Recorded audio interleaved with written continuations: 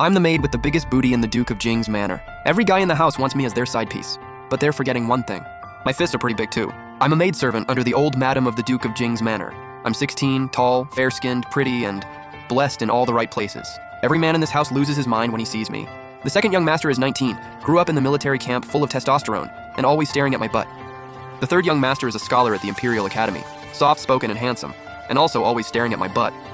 The fourth young master is a spoiled rich boy who's into opera and theater, and yep, always staring at my butt. But the old madam keeps me in her own courtyard. Nobody gets me. Lian Yang is reserved for Zhao Er. Don't any of you even think about it. Zhao Er, as the old madam calls him, is the eldest legitimate grandson of the main branch. Everyone in the manor calls him the first young master.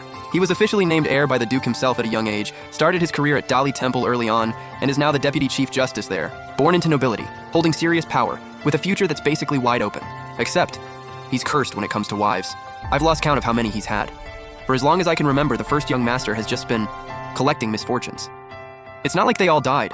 I vaguely remember one fell into a lake and was never found. Another one's whole family got executed. One called off the engagement and married someone else, then got cheated on and dumped. All in all, a rough track record. Over time, getting him a match became basically impossible. Every matchmaker in the capital would go pale just hearing his name. He's about to turn 25, and the old madam is so stressed her hair's gone completely white. A Taoist priest said the first young master has terrible marriage luck and will struggle to keep a wife. He'd need a woman with exceptional fortune to break the curse first, before any marriage could work. The old madam looked all over the manor and decided I have the most fortune of anyone here. Lian Yang, hand on your heart. How well has the old madam treated you? The head steward looked at me with that deep, meaningful stare. Pretty well, honestly. As the old madam's top-ranked personal maid, I get 1 tael of silver a month, and my whole job is basically copying scriptures for her. Way easier than the other maids running around all day. On slow days, the old madam would call me over just to chat and have tea, even fed me fancy pastries. The steward's eyes lit up at that. He kept pushing. About the old madam's offer to make you the first young master's chambermaid. Don't worry, she promised. If you agree, once the first young master takes a proper wife, she'll give you a concubine title at minimum. And if you give him a child, she'll bump you straight up to side consort. You serve the old madam personally. Even the future first wife wouldn't dare lay a finger on you. I gave him a pained look. I can't. This October marks my 10 years.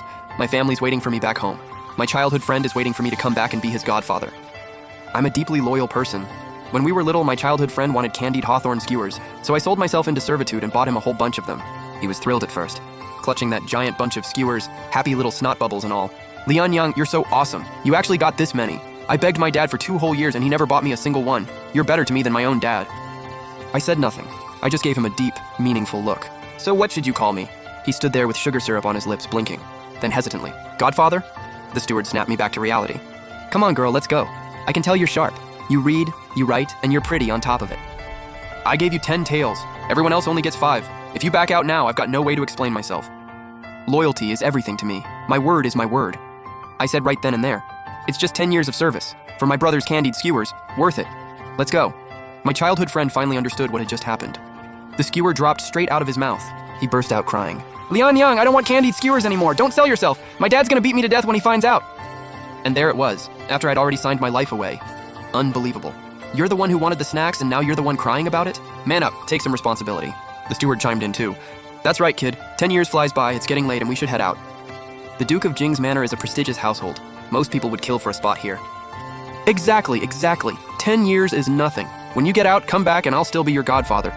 So I got in the carriage with the steward. My childhood friend chased after us, shouting, Lian Yang, I'll wait for you. When you come back, I'll buy you candied skewers for the rest of your life. I'm not exactly from a dirt-poor family. My dad's a scholar, a school teacher actually, so I grew up reading and writing. He wanted me to be some delicate, helpless little lady, but my mom was a total powerhouse. She used to slaughter pigs to put him through school, then kept doing it to raise the 2 of us. I always looked up to her. My mom died in childbirth later on. After that, my dad found himself a delicate, helpless new wife, who came with a delicate, helpless stepdaughter. My stepmother constantly nagged me about not being ladylike enough, always comparing me to her daughter. And my dad, instead of having my back, straight up took their side. I was so fed up I ran away from home. Right as I walked out, I ran into the Duke of Jing's manor steward who was out buying household staff.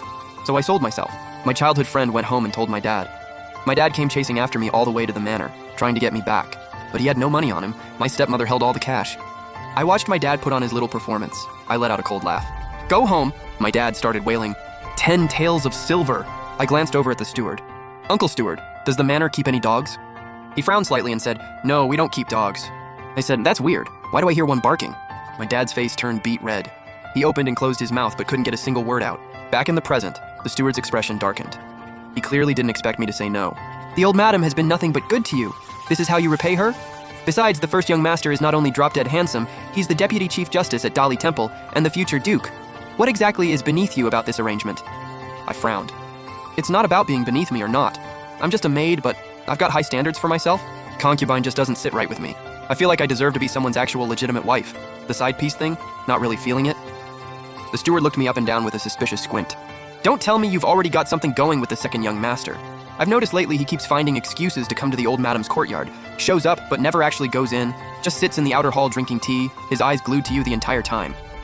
Hearing that, my face went red.